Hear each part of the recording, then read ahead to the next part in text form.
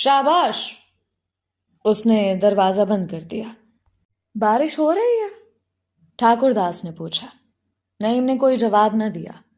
वो कुछ सोचता हुआ बिस्तर सीधा कर रहा था। साथ की दुकान में गाने वाले सिपाही की करख्त गमगीन भारी आवाज छोटे छोटे सुर बनाती रात के अथाह सन्नाटे में गुम हो रही थी। बादल फटने से चांद सामने आ गया था और गीले पाइन की बूढ़ी उंगलियां और लंबे नोकदार पत्ते रोशन आसमान के मुकाबिल स्याह और साकित थे, और उन पर से पानी के कतरे खामोशी से नीचे पत्थरों पर गिर रहे थे। ठाकुर दास कंबलों में हिला और बोला, मगर मेरे 2 बच्चे हैं। मत सोचो, मत सोचो, नईम ने बिस्तर में धंसते हुए कहा। रात बहुत गुजर गई है।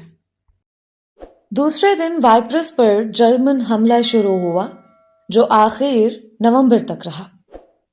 ऑर्क्स से number 129 Baloch regiment, Duke of कैनाटिस own, 7th Firozpur brigade मार्च करके बेलोल तक पहुंचे। वहां जनरल फ्रेंच अपनी स्याह कार में आया और फिरोजपुर ब्रिगेड को 2nd कैवेलरी डिवीजन से जाकर मिलने के अहकाम जारी किए। उसे शाम को रेजिमेंट मोटर लारियों में सवार होकर रात के वक्त सेनेट ओलोई पहुंचे और ब्रिगेडियर जनरल वाहन के हवाले करते गए, जो 3rd कैवेलरी ब्रिगेड यानी कि 2nd कैवेलरी डिवीजन की कमान कर रहा था। सुबह सवेरे वो फायरिंग लाइन पर पहुंचे और 16th और 5th लॉन्सर्स ने मोर्चे संभाले। कैवेलरी के दस्ते वुत्शत और जिंदा रोड के दरमियान के सारे इलाके पर छाए हुए थे।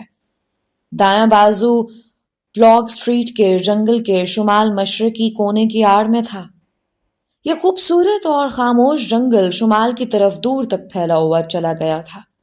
आगे जाकर सरसब्ज पहाड़ों का सिलसिला शुरू होता था, जिस पर जंगल यूं चढ़ गया था जैसे हाथियों का लश्कर हमवार जमीन पर चलते चलते एकदम पहाड़ पर चढ़ने लगे और चोटी तक चला जाए। घास जो कभी काटा जाता होगा बेतहाशा उगा हुआ था और उसमें झड़े हुए जर्द पत्ते अटके हुए थे। ये खिजां का मौसम था। जंगल के शुमाल मशरकी कोने से 15 कदम हटकर खुली जगह में उन्होंने मशीन गन नस्ब की। इन्हीं मोर्चों में उनसे पहले 5th और 16th लॉन्सर्स पड़े थे और उनके छोड़े हुए राशन के खाली डब्बे, टूटे हुए सख्त बिस्किट, कागज के टुकड़े और जले हुए सिगरेट इधर उधर बिखरे हुए थे। ठाकुरदास और नईम ने अपने सेक्शन को मोर्चों में जमाया, गनों को आहिनी टांगों पर बांधा और 8 जवान हर 2 मशीनों पर मुकर्रर किए। उसी खंदक में 2 और सेक्शन 20-20 गज के फासले पर मोर्चे संभाले हुए थे और उनकी 4 मशीन गनें पहले से खुदी हुई बुनियादों पर नस्ब थीं। शुमाली महाज पर जर्मन हमला शुरू हो चुका था और तोपखाने के फायर की मुसलसल आवाज जुनूबी मोर्चों तक आ रही थी। उनसे आगे जेरी सतह पर वाक़े खंदकों में कैवेलरी के दस्ते थे। 2nd कैवेलरी डिवीजन नहर के पुल और हॉली बैग के मशरकी बाजू के दरमियान 3.5 मील लंबे रकबे को घेरे हुए था। खंदकें 1 से 1.5 मील तक लंबी थीं। 3rd ब्रिगेड बाएं बाजू पर था। सूरज तमाम दिन उनके आईनी खुदों पर चमकता रहा और वो खंदकों में सर छुपाए अहकाम के इंतजार में बैठे रहे। खंदकें गीली और सर्द थीं और उनमें अजीब व गरीब शक्लों वाले नन्हे नन्हे कीड़े रेंग रहे थे। ठाकुरदास ने खुद उतार कर घुटने पर रखा और दीवार के साथ टेक लगाकर बैठ गया। हवलदार नूर मोहम्मद कहाँ है? नईम ने पूछा। आउटपोस्ट पर है। ठाकुरदास ने आहिस्ता से एक कीड़ा उठाकर खुद पर रखते हुए कहा। कहां पर? रेजिमेंटल हेडक्वार्टर स्टाफ की इमारत, चोटी की मंजिल। अगर मुझे मिल जाए तो कच्चा चबा जाऊं। नईम ने सख्त गुस्से में मशीन गन की टांगों पर ठोकर मारे।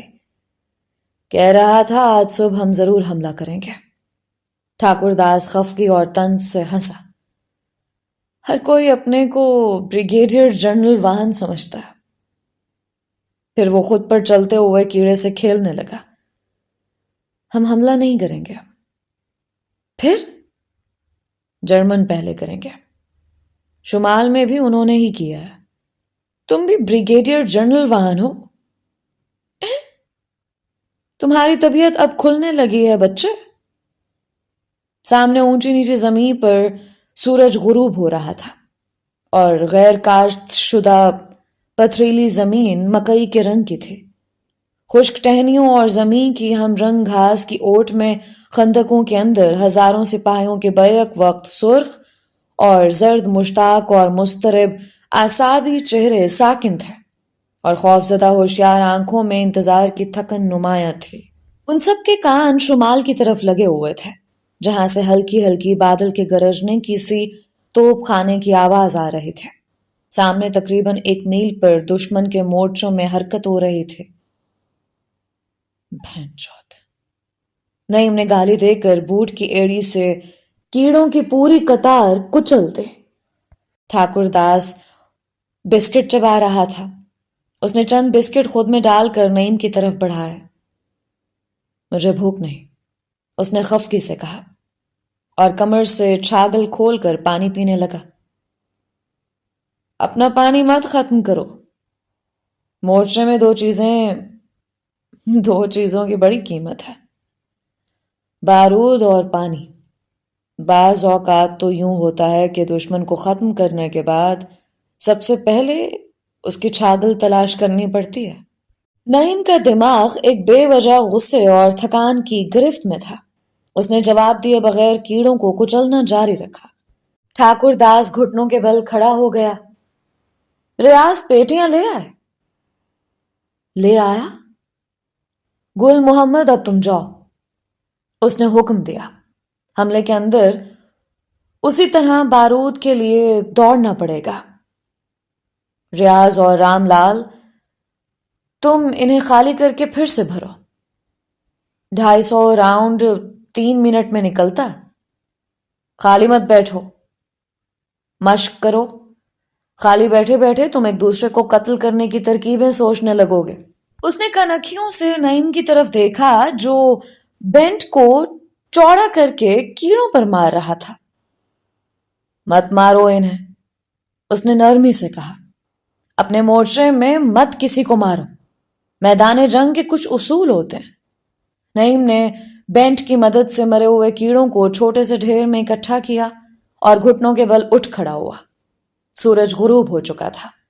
خندق کی دیواروں اور مشین گنوں کے ساتھ ٹیک لگا کر بیٹھے ہوئے سپاہیوں کے خود زمین کی سطح پر نظر آ رہے تھے. گل محمد گھسٹتا گھسٹتا توپ خانے کے پاس سے گزر رہا تھا. اس نے رک کر لیٹے لیٹے سیلیوٹ کیا. سیکشن کمانڈر کیپٹن ڈل جواب دیتا ہوا قریب سے گزرا. آگے جا کر کیپٹن نے ایک لمبے اور پتلے انگریزی آرٹلری آفیسر سے کوئی بات کی اور پھر سیدھا ان کے مورچوں کی طرف آیا. باری باری اس نے ساری مشین گنوں پر رک کر بات کی. شاباش جوانوں، ڈٹے رہو، کل ہم حملہ کریں گے. جاتے جاتے وہ ایک پیکٹ سگریٹ ٹھاکر داس کی طرف پھینک گیا. کل حملہ کریں گے سور؟ یہ 3ری بار ہے. گپ مارنے یہی آتا، ٹھاکر داس نے کہا. دونوں نے سگریٹ سلگائے. باقی پیکٹ ٹھاکر داس نے سپاہیوں کی طرف اچھال دیا. وہ آنکھیں چمکا کر سگریٹوں کی طرف لپکے. پر اب سر نہ اٹھے لونڈو، اس نے تنبیہاً کہا. رات کے لیے ہمیں اور سگریٹ چاہیے، نعیم نے کہا. رات کے لیے تمہیں عورت بھی چاہیے ہیں؟ وہ کھردرے پن سے ہنسا. سگریٹ تو ہیں، اتنے خوش کیوں ہو رہے ہو؟ وہ خاموش بیٹھے سگریٹ پیتے رہے. ٹھاکر داس نے پیٹھ پر سے تھیلا اتارا اور سر کے نیچے رکھ کر لیٹ گیا. آسمان پر اکا دکا ستارے نکل آئے تھے اور مغرب کی طرف سے بادل اٹھ رہا تھا. میری بات کا غصہ مت کرو، ٹھاکر داس نے کہا. میں نے بڑی خندقیں دیکھی ہیں. میں سپاہی تھا، مجھے پتا ہے کہ سپاہیوں کو بھی سگریٹوں کی ضرورت ہوتی ہے. خندق بڑی خطرناک جگہ ہے. یہاں سپاہیوں کی دیکھ بھال پالتو جانوروں کی طرح کرنی پڑتی ہے. مجھے حکم دینا ہے اور انہیں لڑنا ہے اور مرنا ہے، لیکن جب حملہ شروع ہوگا تو وہ خود اپنے انچارج ہوں گے اور گنوں کے اور میدان جنگ کے انچارج ہوں گے۔ اس بات کا انحصار کہ وہ کس طرح لڑتے ہیں اور کس طرح مرتے ہیں اس وقت پر ہے، اس وقت پر نہیں۔ میں اپنی ڈیوٹی کو اچھی طرح سمجھتا ہوں۔ وہ گیلی نرم دیوار میں ناخن چبھو رہا تھا۔ نعیم بڑھتے ہوئے اندھیرے میں غور سے اس کے چہرے کے مضبوط کسی حد تک ظالمانہ نقوش کو دیکھ رہا تھا۔ اور تمہیں پتہ ہے اس خندق میں ہمیں کب تک رہنا ہے؟ کسی کو پتہ نہیں۔ اگر تم ہنسو گے نہیں تو حملے سے پہلے ہی مر جاؤ گے، سنا؟ ٹھاکر داس نے کہا۔ نعیم بے دلی سے ہنسا۔ خندق میں گہرا اندھیرا تھا۔ دوسری مشین گن کے پاس ایک سپاہی باریک دھیمی آواز میں کوئی دیہاتی گیت گا رہا تھا۔ دوسرے اس کے گرد بیٹھے سن رہے تھے۔ وہ سگریٹ سلگے ہوئے تھے اور وہ سپاہیوں کے دائرے میں باری باری گھوم رہے تھے۔ خندق کے اوپر تیز سرد ہوائیں سائیں سائیں کر رہی تھیں۔ بادل آدھے آسمان پر پھیل چکے تھے۔ شمالی محاذ کی طرف سے آنے والی توپ خانے کی آواز بند ہو چکی تھی۔ ٹھاکر داس نے مونچھ کو جھکا کر دانتوں میں چبایا۔ نعیم، یہ موسم دیکھتے ہو؟ اسی موسم میں اور وہ عورت شادی کرنے کے لیے گاؤں سے بھاگے تھے۔ حیرت کی بات ہے، ہو بہو ایسا بادل تھا۔ نعیم نے آنکھیں کھول کر اندھیرے میں اسے دیکھنے کی کوشش کی۔ چند لمحے کے اندر اندر نیند اس کی آنکھوں سے غائب ہو گئی اور اس کے معدے میں ایک پرانا مانوس بد مزہ سا بھاری پن پیدا ہوا۔ اس نے محسوس کیا کہ وہ اس شخص سے جو اس کا افسر ہے اور تاریکی میں خندق کی دیوار کے ساتھ لیٹا ہوا ہے، انتہائی نفرت کرتا ہے۔ یہ وہ احساس تھا جو کئی دن سے آہستہ آہستہ اس کے دل میں پیدا ہو رہا تھا اور جس کی خاطر اس کا دماغ مستقل غیر یقینی سست حالت میں کام کرنے کی کوشش کر رہا تھا۔ اس وقت دافتن وہ احساس خطرے اور کرب کی وجہ سے جاگے ہوئے دماغ میں ایک مکمل جذبے، ایک بڑے واضح تعصب کی شکل میں ظاہر ہو گیا تھا۔ بہت عرصے کے بعد پہلی دفعہ اس نے محسوس کیا کہ اس کے دماغ نے ایک جھٹکے کے ساتھ اپنے آپ کو کسی نامعلوم قوت کے اثر سے چھڑا کر تیزی سے کام کرنا شروع کر دیا ہے۔ اس نے نفرت سے خندق میں تھوکا۔ عورتوں کا ذکر کرنے کا یہ اچھا موقع ہے؟ ٹھاکر داس بھاری گلے سے ہنسا۔ نعیم نے منہ میں بدمزگی محسوس کی اور دوبارہ تھوکا۔ تمہاری طبیعت ٹھیک ہے؟ نعیم نے انتہائی کوشش سے اپنے آپ پر قابو پایا۔ شاید تمباکو خراب تھا۔ ولایتی تمباکو تھا، ٹھاکر داس نے کہا۔ دونوں خاموش بیٹھے اندھیرے میں جاگنے کی کوشش کرتے رہے۔ آدھی رات کے بعد بارش شروع ہو گئی اور متواتر 4 گھنٹے تک ہوتی رہی۔ ترپالوں کے لیے سپاہی بھیجا گیا مگر وہ ختم ہو چکی تھے۔ صرف توپ خانے والوں سے کینوس کے چند بستر بند حاصل ہو سکے جنہیں خیمے کی شکل میں خندق کے اوپر لگایا گیا اور پانی کو روکنے کے لیے بند بنائے جانے لگے۔ لیکن جب بارش تھمی تو خندق میں 6 انچ پانی بھر چکا تھا۔ انہوں نے راشن کے خالی ڈبوں سے پانی نکالنا شروع کیا۔ سیکشن کمانڈر برساتی اور دستانے پہنے کنارے کنارے پھر رہا تھا۔ کبھی کبھی ٹھہر کر بات کرنے لگتا۔ شاباش جوانوں، آواز نہ نکلنے پائے، شاباش۔ چاروں طرف ڈبوں کے زیر آب ڈوبنے اور پانی کے بہنے کی دھیمی آوازیں آ رہی تھیں۔ صبح سے پہلے کی گہری تاریکی چھائے ہوئی تھے اور پانی کے جھپاکوں کی آواز تیز ہوا کے ساتھ دور تک جا رہی تھی۔ سپاہیوں کے لمبے فوجی کوٹ بھیگ چکے تھے، ان کے بوٹوں میں پانی گھس گیا تھا اور وہ سردی سے کانپ رہے تھے۔ دشمن کے مورچوں کی طرف سے گرر گرر کی جانی پہچانی آواز آنی شروع ہوئی اور دور آسمان میں ننھی سی سبز بتی رینگنے لگے۔ وہ آیا! زیر لب بہت سی آوازیں آئیں۔ سارے سپاہی ایک ساتھ سر کے بل خندق میں گرے۔ ان کے کانوں اور نتنوں میں کیچڑ گھس گیا اور انگلیاں نرم زمین میں دھس گئیں۔ کچھووں کی طرح اوندھے منہ کیچڑ میں وہ اس وقت تک پڑے رہے جب تک کہ ہوائی جہاز خوفناک آواز پیدا کرتا ہوا اوپر سے گزر نہ گیا۔ اچھا ہے کہ ہمارے پاس خراب ہونے کو کچھ بھی نہیں۔ اٹھ کر کھڑے ہوتے ہوئے ٹھاکر داس ہنسا۔ اوہ ٹھیک ہے۔ کیپٹن ڈل اپنی نفیس برساتی پر سے کیچڑ صاف کرتا ہوا سادگی سے ہنسا۔ میرے اوپر مت ہنسو، ہو سکتا ہے میں تم سے پہلے مر جاؤں۔ صبح ہونے تک خندقوں میں صرف کیچڑ رہ گیا تھا۔ پھونکے مار مار کر گیلی لکڑیوں کو جلایا گیا، لیکن دھواں اٹھنے پر فوراً بجھا دیا گیا۔ جو پانی نیم گرم ہوا اسی سے سپاہی چائے بنا کر پینے لگے۔ بے خوابی اور دھوئیں کی وجہ سے ان کی آنکھیں سرخ انگارہ ہو رہی تھیں۔ تم نے الگ چولہا کیوں بنایا ہے؟ ٹھاکر داس نے پوچھا۔ ٹھیک ہے، دھواں اٹھ رہا ہے، اسے بجھا دو اور کوٹ سوکھنے کو پھیلا دو، پھیپڑوں کو سردی لگ جائے گی۔ ٹھیک ہے، نعیم نے پتھریلے لہجے میں دہرایا۔ ٹھیک ہے، کیا ٹھیک ہے؟ ٹھاکر داس غصہ دباتے ہوئے بولا۔ نعیم پیٹھ موڑے گیلے ایندھن میں پھونکے مارتا رہا۔ لانس نائک نعیم احمد خان! نعیم ایک جھٹکے سے مڑا اور پاگلوں کی طرح دانت ننگے کر کے چیخا۔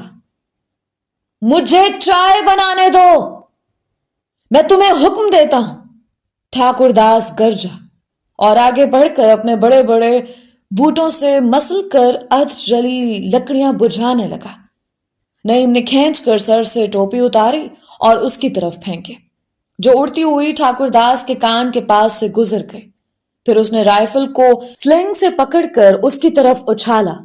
وہ اسی طرح جا کر خندق کی دیوار کے ساتھ کھڑی ہو گئی۔ لو! وہ جانوروں کی طرح چیخا۔ لو! کچھ دیر تک وہ بدنما چہرے کے ساتھ اس کی طرف دیکھتا رہا، پھر پلٹ کر کھڑا ہو گیا۔ ٹھاکر داس نے کندھے اچکائے اور بیٹھ کر چائے پینے لگا۔ لانس نائک کورٹ مارشل کروانے کی فکر میں ہے۔ دوسری مشین گن کی ٹانگوں سے ٹیک لگا کر بیٹھے بیٹھے ایک سپاہی نے لاپرواہی سے کہا۔ اس کے چہرے پر میل کی لکیریں بنی ہوئی تھیں۔ سورج پوری حدت اور چمک کے ساتھ اوپر آ رہا تھا اور بارش کے بعد فضا کے رنگ گہرے ہو گئے تھے۔ بلاک سٹریٹ کا جنگل سیاہی مائل سبز اور پرسکون تھا۔ خندقوں میں بے خوابی اور تھکان سے چور غلیظ سپاہی ٹیک لگائے بیٹھے میلے برتنوں میں چائے پیتے ہوئے سورج کی صحت بخش حدت کو اپنے سرد اور گیلے جسموں پر محسوس کر رہے تھے۔ باہر ڈھلوان زمین پر ان کے بڑے کوٹ پھیلے ہوئے تھے۔ گیلی سیاہ زمین بھاگ چھوڑ رہی تھے۔ ٹھاکر داس دیر تک چائے کے ساتھ بسکٹ چباتا رہا۔ اس کے پتھریلے چہرے کی ایک ایک ہڈی اور پٹھا حرکت کر رہا تھا۔ کیچڑ کا ایک ننھا سا قطرہ اس کے ابرو پر جم گیا تھا۔ مگ خالی کر کے اس نے دوبارہ اسے چائے سے بھرا اور نعیم کی رائفل اٹھا کر اس کے قریب جا کھڑا ہوا۔ میدان جنگ میں پہلے ہی کیا کم دشمن ہے؟ اس نے رائفل اس کی طرف اچھالی اور مگ آگے بڑھایا۔ نعیم نے رائفل کو ہوا میں پکڑا اور بیٹھ کر چائے پینے لگا۔ اس دن کیولری کے دستوں کو پیچھے ہٹایا گیا۔ تمام دن کوئی مزید احکام وصول نہ ہوئے اور تیز دھوپ نے گیلی خندقوں میں سے جو بھاپ اڑائی اس سے گھبرا کر سپاہی جھکے جھکے چلتے ایک سے دوسری جگہ آتے جاتے رہے۔ رات کو بادل پھر جھوم کر اٹھا اور تھوڑی سی بارش کے بعد برف گرنے لگے۔ ہندوستان کے گرم ملک سے آنے والے سپاہیوں نے برف باری پہلی بار دیکھی تھی۔ وہ خندقوں میں سے منہ نکالے اندھیرے میں گرتی ہوئی برف کو محسوس کر رہے تھے۔ مشین گن نمبر 1 کے پاس آدھ کیلی ٹہنیوں کی آگ جل رہی تھی اور ٹھاکر داس بینٹ کی مدد سے بوٹوں کے تلووں سے کیچڑ چھڑا رہا تھا۔ اوپر رائفلیں ایک دوسرے کے سہارے کھڑی کر کے بستر بند کا خیمہ بنایا گیا تھا۔ دوسری گن کے پاس سپاہی نیم غنودگی کی حالت میں بیٹھے باتیں کر رہے تھے۔ درمیان میں آگ جل رہی تھی۔ ایک سپاہی سنجیدگی سے بیٹھا آگ پر جرابیں سکھا رہا تھا۔ دیواروں پر ان کے چھوٹے بڑے سائے کانپ رہے تھے۔ نعیم دیر سے اپنی رائفل پر جھکا، منہ باہر نکالے دیوار کے سہارے کھڑا تھا، اور برف کے ننھے ننھے پھوئے خاموشی سے اس کے چہرے اور بالوں پر گر رہے تھے۔ برف باری میں نے شملے میں دیکھی تھی، وہاں بھی پائن کے درخت تھے، شاید چیڑ کے تھے، یاد نہیں رہا۔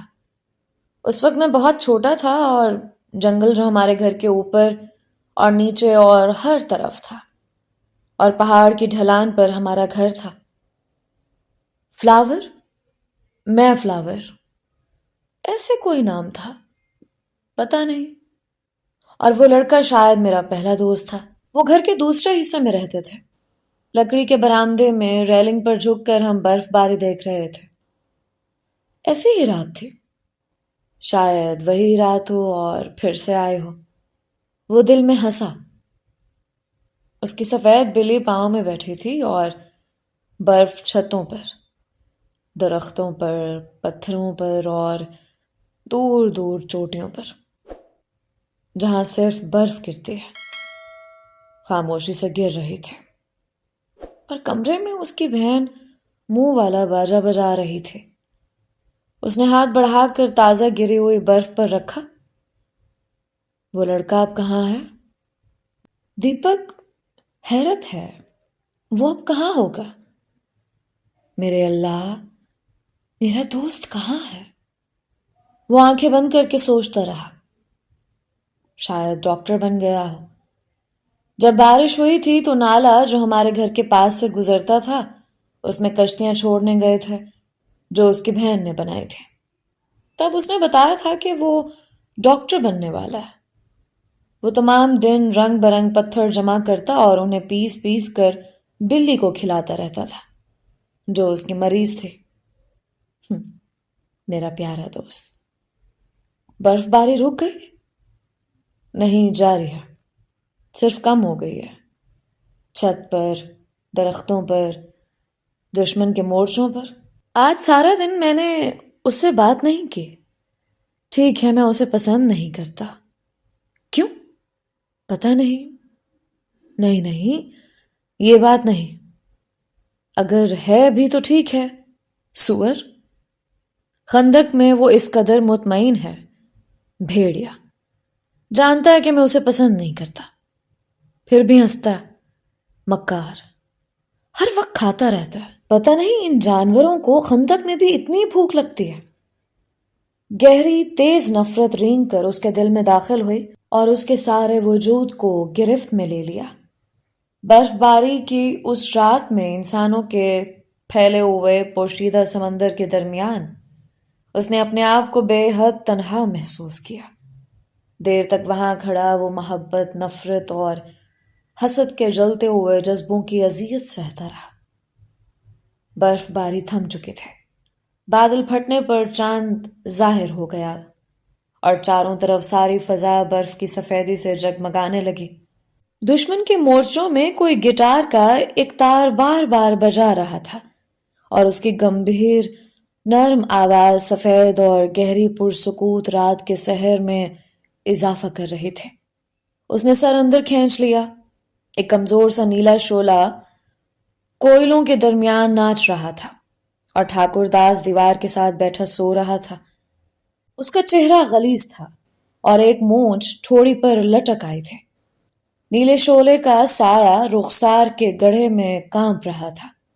اس کے دونوں کھلے ہوئے ہاتھ زمین پر رکھے تھے اور سر چھاتی پر جھکا ہوا تھا۔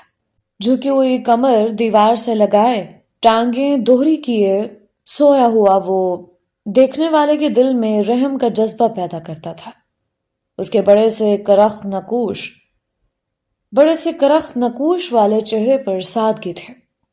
دیر تک کھڑے رہنے کی وجہ سے نعیم کی ٹانگوں میں لرزش پیدا ہو گئی تھے۔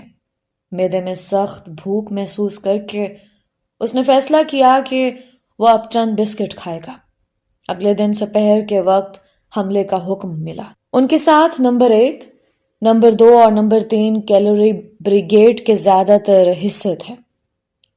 حملے کی تجویز یہ تھی: نمبر 2 ڈبل کمپنی جو میجر ہمفری کی قیادت میں ہالی بیگ کے سیکشن کی خندقوں پر قابض تھی. آگے بڑھے گی اور 600 گز کا محاذ گھیر لے گی. نمبر 1 کمپنی کیپٹن ایڈیئر کی کمان میں روز بک پر قبضہ کرے گی اور جو ہی نمبر 2 کمپنی ان کے برابر آ جائے چڑھائی شروع کر دے گی. کمپنی کے دائیں بازو کا رخ فارم کی طرف کنٹور 30 پر ہوگا. نمبر 3 کمپنی کے 2 پلاٹون یعنی کمپنی کیپٹن میکلین کی قیادت میں تھے. نمبر 3 کمپنی کے 2 پلاٹون مشین گن سیکشن کے ہمراہ کیپٹن ڈل کی کمان میں اس فائر کی مدد کریں گے جو بازو کی طرف سے جارڈنز فارم کی خندقوں میں سے ہوگا. نمبر 3 کمپنی نفی 2 پلاٹون اور نمبر 4 کمپنی جارڈنز فارم کے پیچھے ریزرو میں رہیں گی. 3 بجے فائرنگ شروع ہوئی. ریجمنٹ دشمن کے مشین گن اور رائفل فائر کے سامنے آ گئے. توپ خانہ ابھی 2 جانب سے خاموش تھا. کیپٹن ڈل دوربین لگائے مشین گن کی خندقوں میں گھوم رہا تھا.